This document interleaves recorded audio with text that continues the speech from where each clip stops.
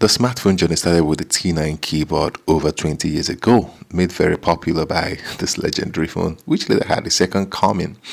But the question is, will you use a T9 phone with 4G and mobile hotspot in 2021?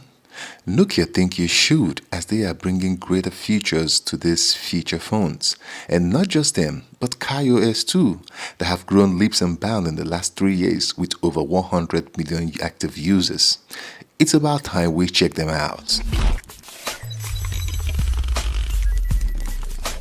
Okay, welcome back again to Smart Depot, and we are talking about the text on 9 keys keyboard, popularly known as T9. This is where the journey of smartphones started over 20 years ago, and it has had a whole lot kind of improvements and even the reenactment of the second coming of the Nokia that 310. But in November 2020, Nokia has announced two of this phone with 4G capacities and improved iOS. So now the question is, will you want to use this phone? Okay, you see, these phones used to run on things like Java, Symbian before, had simple things like just make call, text message. But right now, it has so much improved. Now you have 4G LTE, you have apps here like WhatsApp. Right now you have Google Map, Google Assistant, email, hotspot, and it is now here to bridge the gap. Whether you want to just keep it simple and have a phone in your pocket that can do most of the basic thing, or whether you want to send it to your grandpa, grandma in the village or home or away from you, or whether you are just somebody who has never had access to phone before and you want to like ease into the life of smartness or understand smartphone, this phone bridges the gap. And right now it is timely because this pandemic have shown that people need to communicate more. So why now? Okay, so I was very disappointed with the reenactment of the Nokia 310 because at that time it had only 2G, no Wi-Fi, nothing, and all it could just tell us is about snake game that many of us have moved on, played better game, or I've even forgotten the fun it was playing the snake game, in the last millennium.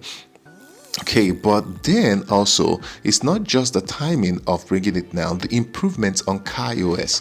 KaiOS took off from where Firefox OS failed, and then in 2017, they picked it up and they have received a whole lot of boost and investments and other stuff that they've made it, attract a lot of the investors and, be able to get people.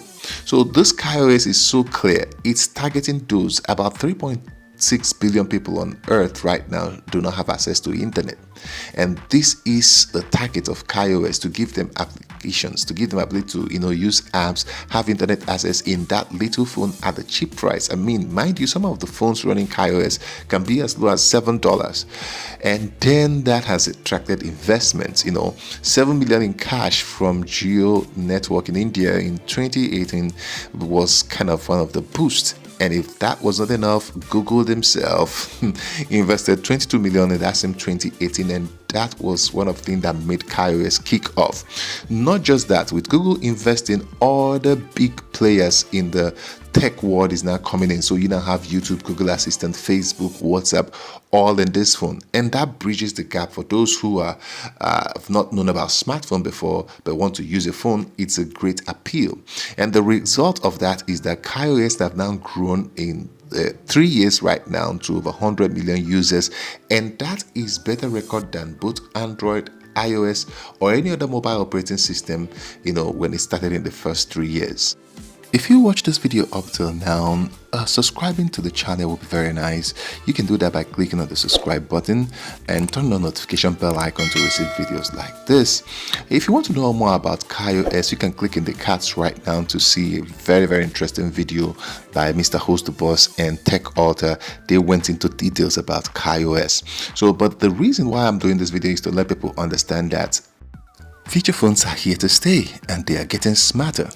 Considering that half of the world population, about 3.6 billion people, do not have access to the internet to connect with people, friends all over the world, then there's no better place to start to get all the features like the Google Assistant, YouTube, Google Maps, Facebook, even WhatsApp at a very cheap price than these feature phones.